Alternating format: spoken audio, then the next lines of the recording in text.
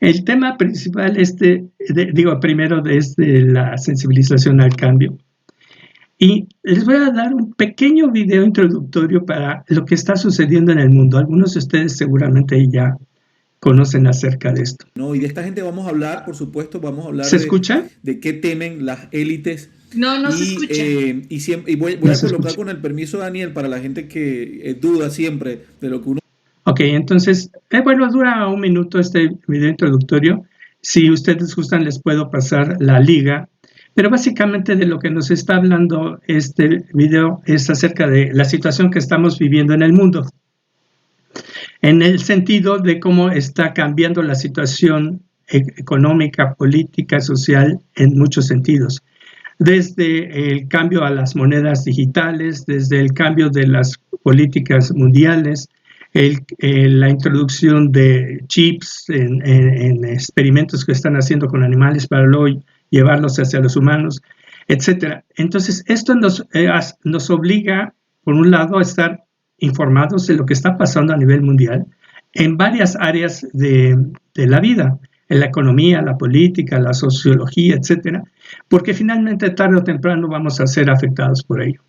Entonces, es importante que nosotros podamos estar actualizados en esos temas que en un momento dado a lo mejor algunas personas dicen, bueno, es que eso no me compete, no tengo yo manera de, hacer algo más al respecto. Pero por lo menos, si tú estás enterado o enterada, ya tienes posibilidades de saber lo que puede pasar. Lo que está sucediendo es que normalmente las organizaciones tienen que estarse moviendo aceleradamente para reaccionar ante los cambios y con una estrategia activa para moldear el entorno. Se está requiriendo de cambios en las organizaciones y en las personas.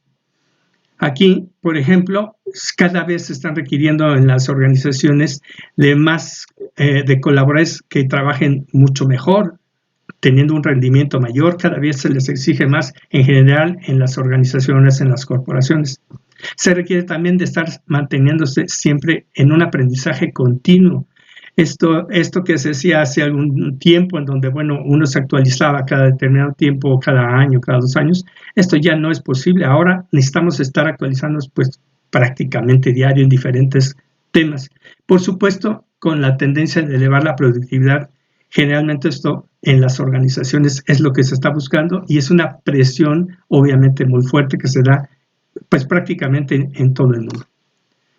El modelo estructural del cambio, visto en esta escena como muy simple, muy sencilla, es como para tener una visualización muy básica acerca de cómo se estructura el cambio. A partir de que nosotros estamos en una situación determinada, nosotros al necesitar o querer cambiar, tenemos que dejar ir eso en donde estamos o estábamos. Tenemos que soltar eso que antes teníamos y tenemos que sujetarnos de algo para poder dejar atrás lo que teníamos y entrar a un nuevo reto. Se dice fácil, pero en realidad este cambio en la mayoría, dependiendo del tipo de cambio, cuando los cambios son drásticos, cuando son difíciles, pues tenemos que pasar por unas situaciones de duelo, por ejemplo, que generalmente son estas etapas.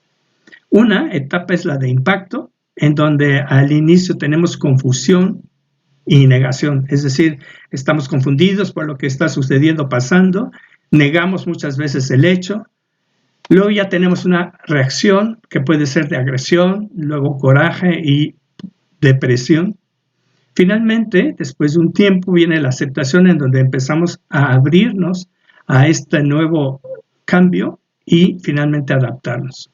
Esto se puede dar desde situaciones como el fallecimiento de alguien, un ser querido, etcétera, o situaciones de alta envergadura como lo que estamos viviendo en estos meses ya que llevamos de encierro. Los cambios en general se pueden hacer en términos generales de 2 formas. Uno, porque la realidad es la que nos obliga. Y la otra es porque nosotros planeamos intervenir en la realidad. Cuando la realidad nos obliga, pues puede ser a veces porque si estamos trabajando en un lugar y esta empresa se fusiona con otra, por ejemplo, o si nosotros participamos en algún accidente, o por esto que estamos viviendo, de mantenernos en situaciones de cuarentena, pues ahí la realidad es la que nos obliga al cambio. Cuando nosotros planeamos algo, ¿no? Por ejemplo, que deseamos pues casarnos o hacer un viaje o comprar una casa, estudiar un doctorado, etcétera, nosotros somos los que estamos interviniendo ahí para cambiar nuestra realidad. Bueno, aquí lo que yo les voy a preguntar es, ¿en qué etapa del cambio estás? Aquí, como ustedes ven, bueno, estamos en una sesión de 2 horas, de tal manera que no vamos a poder profundizar con cada uno de ustedes, pero sí les pediría al menos una participación de cada uno en cada una de las ocasiones que pregunte, y tampoco vamos a poder profundizar en un proceso de cada uno de los temas porque pues obviamente no tenemos el tiempo. Pero que en un momento dado a lo mejor esto se podría trabajar después, esto ya depende de qué se decida hacer al respecto. Bueno, aclarado esto, entonces, alguno de ustedes que me diga ¿en qué etapa del cambio estás ante esta situación que están ustedes viviendo? A ver, Miguel Ángel, por favor.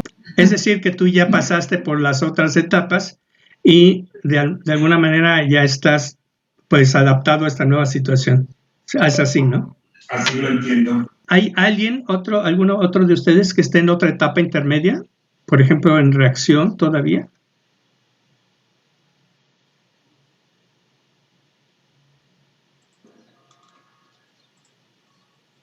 Yo estoy en aceptación. Tú también ya estás en aceptación. Ok, muchas gracias. Entonces, aquí la idea de este trabajo es que en un momento dado, cada uno de ustedes revise en qué etapa estás de este cambio que se está viviendo. Obviamente ya han pasado más de un año, muchos meses, y ya les ha dado la oportunidad a muchos de ustedes de estar trabajando esto. Puede ser que no todos, al menos yo he tenido la oportunidad de estar hablando con los maestros en que todavía están en una etapa de reacción a pesar de tantos meses. Entonces, este es un trabajo personal. Adelante, Cora. Cora Luz. Sí, sí, gracias. Buenos días. Perdón, ¿sabes qué me pasa a mí, por ejemplo? Empiezas a pasar de la aceptación, la apertura y después a la adaptación al cambio, ¿no? Pero empiezas a escuchar otra vez que ya vamos a regresar y empiezas otra vez en una etapa de reacción, como en un loop de reacción otra vez de cómo vamos a regresar, qué va a pasar con todo esto, ahorita que ya me estaba adaptando, ahorita que ya estaba aceptando este cambio, toda esta parte, ¿no? Que la venimos trabajando desde hace ya un año y que pues rápidamente tuvimos que adaptarnos, ¿no? Al cambio y manejarlo, pero cada vez es otra vez como volver a reaccionar a toda esta información que tenemos, ¿no? Sí, gracias, Cora, por mencionarlo, y es efectivamente así es lo que pasa, que en un momento dado esto no se acaba y nosotros vamos a estar teniendo que estar siempre readaptándonos a este cambio en función a aquellas normas que se den generales para ir haciendo estos cambios, de tal manera que sí requiere de un trabajo continuo en lo personal de cada uno de nosotros, en el aspecto de lo personal, el desarrollo personal, todo lo que estos temas que estamos revisando muy brevemente, para que podamos poder superar todos estos cambios que no solamente que se están dando, sino que se van a dar y que algunos plantean escenarios muy difíciles. Uno de los puntos, sí, Pilar, adelante. Bueno, a mí me pasa, bueno, y he estado identificando que los cambios han sido tan rápidos, tan vertiginosos, que entonces estás jugando entre tu adaptación. Creo que, no sé si sea por mi perfil, pero al final de cuentas necesito como tener esta parte de pseudocontrol para sentirme tranquila. Y como los cambios han sido tan vertiginosos en este año, entonces cuando pienso que ya tengo todo bajo control y pues hay otro problema y surge otra dificultad y surge, entonces como que voy jugando entre esas tres situaciones hasta llegar a la aceptación y luego otra vez me regreso y como que voy vacilando, pero creo que no nada más es mi caso, lo he visto, como yo trato mucho con padres de familia, estamos como entre ese juego, ¿no? Por lo mismo que los cambios se han dado tan rápido. Sí, Pilar, así es, efectivamente. En épocas anteriores, digamos, los cambios en el siglo pasado pues podían durar décadas, ¿no? Y conforme han pasado, se ha mejorado la tecnología, por ejemplo, los cambios en la industrialización, todo esto, además de ciertas políticas económicas, nos está llevando a un estilo de vida en donde los cambios son cada vez más rápidos. Y ya lo veíamos 2 décadas anteriores, la década anterior, como los aditamentos, los utensilios, los dispositivos que usamos cada vez hay que cambiarlos más rápido.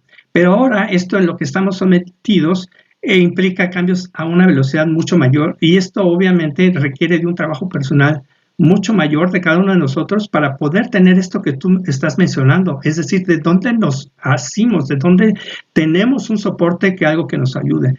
En los siguientes slides les voy a mencionar algo de lo que podemos hacer. Obviamente un poco es manejar el estrés, un poco es tener este trabajo personal de relajación y parte es lo de la resiliencia. No es muy fácil este cambio a esta velocidad que se está haciendo, y sí requiere de mucho trabajo personal para poder nosotros tener cierta estabilidad ante lo que estamos viendo y lo que se viene y, como también lo mencionas, ante la responsabilidad que tenemos con los alumnos y con los padres de familia, que finalmente tenemos ahí también una presión a veces extraordinaria en el sentido de demasiada y que obviamente eso se acumula ante lo que estamos viviendo. Los miedos, el miedo es una sensación angustiosa que generalmente es provocada por la presencia de un peligro real o imaginario. Es una reacción que comienza con un estímulo estresante y termina con la liberación de sustancias químicas que causan, entre otras cosas, que el corazón y la respiración se aceleren, el cuerpo se ponga tenso. Hay varios tipos de miedo. Es según la existencia del estímulo, un miedo real, es este que se construye a partir de componentes reales. El miedo irracional, que tiene su origen en un pensamiento imaginario, generalmente está distorsionado y es catastrofista. El otro tipo de miedo es según la normalidad. Es un miedo normal, tiene un carácter adaptativo. El miedo patológico se activa aunque no haya peligro y puede prolongarse indefinidamente. Ahí es donde están las fobias. El tercer tipo de miedo es el de afectación.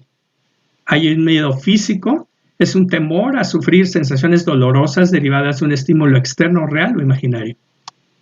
Y el miedo social, ahí la persona siente y piensa que puede ser juzgada y ridiculizada por los demás. El miedo metafísico tiene un origen interno y no se nutre de fuentes empíricas.